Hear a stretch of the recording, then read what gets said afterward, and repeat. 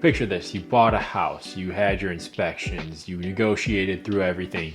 It's closing day. Now it's time for you to finally show up and get your keys. You walk inside and something is extremely wrong with the house and you already closed on it. What do? Well, the answer to that is a final walkthrough. Today we're going to go through everything that you need to know about the final walkthrough for your home and why it's important to do before closing so you don't make the mistake that I've seen happen in the past that is very avoidable by just walking through the house right before closing. Now, my name's Sam Oler. I'm a realtor in the greater Cleveland area. I help a lot of people relocate here, buy homes, sell homes every single year. So if you're thinking about doing so, feel free to reach out to me. But we're going to be talking about final walkthroughs today. So what is a final walkthrough?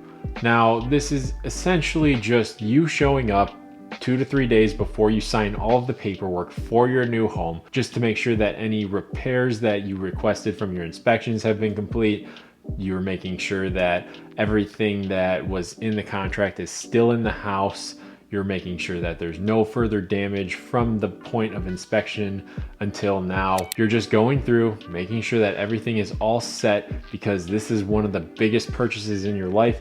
And you don't want to put yourself in a bad situation if something's wrong and you have no power to go back to the seller to get it fixed. I always do final walkthroughs with my clients because I've seen some pretty bad things happen. I've seen new water leaks form in that short amount of time. I've seen siding fly off of houses that wasn't noticed because the house was vacant. I've seen properties that were totally uncared for and the grass was up to the buyer's waist. I've seen them take appliances out of the house that they said were staying. And if these people were to close on the house before they realized that there was something wrong, they'd have no way of getting a hold of the seller to make it right. They'd have no legal ground. The deal was done, and it just makes the situation so much harder to resolve when everything's done and the ink's dried. At least if you catch these things before the closing, you could just delay the closing until the seller remedies whatever issues you find. So going into your final walkthrough, it's important to be extremely prepared so that way you don't miss anything and you can make sure that everything is all good to continue with your purchase.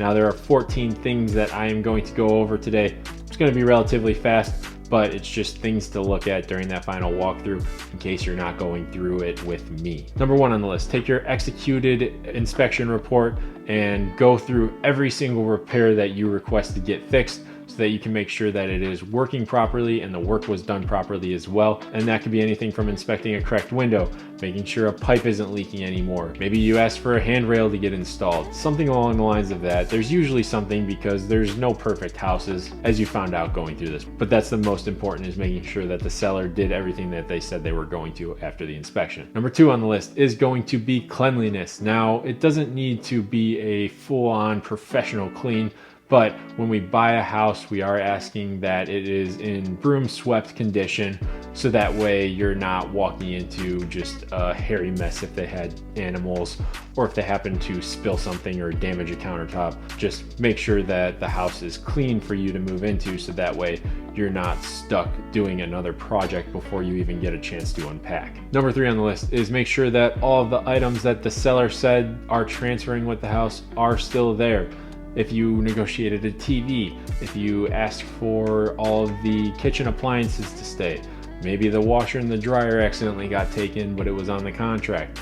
Now's the time to make sure that everything is physically present, so that way you do not have to worry about going back to them and asking for it after the deal closes. Number 4 on the list is going to be make sure that the utilities are all on and still in good working condition. At this point, since closing is going to be happening in a couple days, you've probably already set it up to transfer into your name, so that way there's no lapse in the actual utility being on. It will never be shut off. It'll just transfer ownership. Number 5 on the list is to test the appliances. Make sure the dishwasher turns on, make sure the refrigerator's on, make sure the microwave powers up, test the stove really quick, make sure all the burners get hot. Just little things that you can do very quickly that aren't going to take a really long time. As long as it's powering on, it probably still works. And if not, there's a good chance that you have some sort of warranty that was negotiated into this deal, so you'll be taking advantage of that if that's the case and something doesn't work. Next up, you're going to be looking for leaks or clogs. Just run the water in the different sinks throughout the house and look underneath, make sure there's no active drips, and leave it run long enough so that you can tell if it's backing up for whatever reason. It's pretty uncommon if it wasn't already happening, but it's just something to keep in mind. Next on the list is electrical systems. Flip switches, plug stuff into the outlets if you want to go that far. Chances are, again, the inspector probably plugged into every single outlet, so maybe narrow it down to specific ones if you ask them to get replaced.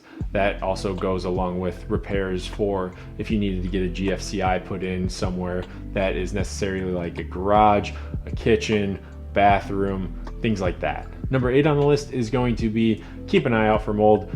Look in the basement corners, look at the floor joists in the basement if it's unfinished, peek your head into the attic. Just make sure that there's no mold growing. Granted, that's a pretty slow process if it was growing, but maybe during that inspection period there was some remediation that was done.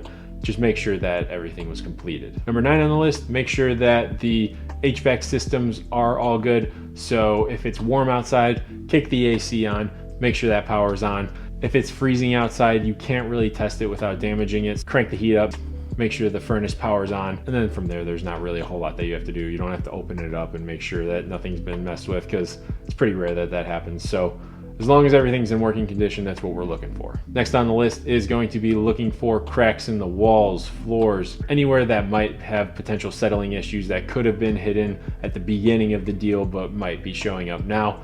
Again, very uncommon, but you never know. Next thing you're gonna wanna look out for is keeping an eye on all the doors and all of the windows. Make sure there's no new cracks, make sure everything locks and latches, because you want to be able to secure the house properly. All of that is going to get looked over in the inspection, but that's just something that you're going to want to quickly run over as you are doing your final walkthrough. Another thing you're going to want to make sure of is that the garage door opens and closes. I've had it happen where we're pretty close to closing and something weird happens with the garage door opener and it just stops working for whatever reason and it's needed to get replaced.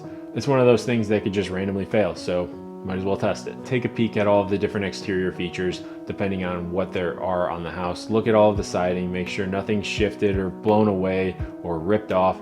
Same with the roof. You're really just looking to see if any shingles got ruined by any sort of storm or if they blew away. Sometimes that happens and it needs to be remedied. You just want to make sure that everything is all set. Keep an eye on the gutters too while you're at it. Finally, the last thing that you're going to look at is going to be really general cleanliness. You're going to be looking for rodents. So walk around the yard, see if there's any sort of holes or anything from burrowing. Check under the sides of a deck if it's on the house. Make sure there's nothing living under the deck. On the inside, now that the house is vacant and not having any sort of furniture in there, you can see pretty easily if there's any sort of dead ants or bees or something along the lines of that. When the house is vacant, a lot of the times they'll die and just be laying on the floor, so you'll know whether or not the house needs to be treated for pests or if you need to have a professional come in. Those are pretty common things that you need to keep up with. There are a few frequently asked questions that come along with final walkthroughs. First one on the list is going to be, is the seller present? No, it's just going to be you and your realtor walking through, making sure that, like I said, everything is all good for you to close on the house and move in. Now, sometimes the seller wants to show up to give you a rundown of how the house works. I know every house that I've ever sold, I either make them a video and explain the different things that I've had to do to keep up with the house so that way they can continue to keep it in good condition, or I'll just meet them and give them a list so that way they know what they're getting into. But that's only if they want me to do it in person. Usually the final walkthrough is going to happen 1 to 2 days before you sign the paperwork, so it can be a little bit flexible. Just make sure you get in there relatively close so that way you have a little bit of a buffer in case you need to ask for something to get fixed between the time of closing. Another question that commonly comes up is, can you renegotiate? And the answer is yes, if something is wrong that was previously agreed upon. So say the seller took the dishwasher and it was on the purchase agreement, they have to put it back or replace it with something else. Or if you find something that was damaged in the moving process that was previously in good condition, the house technically has to stay in the same condition or better than it was at the date of the inspection. And then last on the frequently asked questions list is, can you back out after a final walkthrough? The answer is yes, but you need a good enough reason to if you're going to back out the day before closing. If you've made it this far in the transaction, there's a pretty good chance that you want to buy the house and you want to actually pull through with the deal. So it's incredibly rare, but on the off chance that there was something catastrophic wrong with the house that you found during the final walkthrough, you do have the means to back out. You might lose your earnest money depending on what the situation is, but as long as the reason that you're backing out isn't your fault, there usually isn't any problem to get your earnest money returned to you. So those are some things to think about. Again, if you're starting to think about moving to the Cleveland area and maybe you're doing some preliminary research on the buying process, you can feel free to reach out to me. I'm happy to help where I can. All my contact info is down in the description, but I'm gonna leave the video there. With all that being said, I really appreciate you watching if you made it this far. I'll catch you in the next video.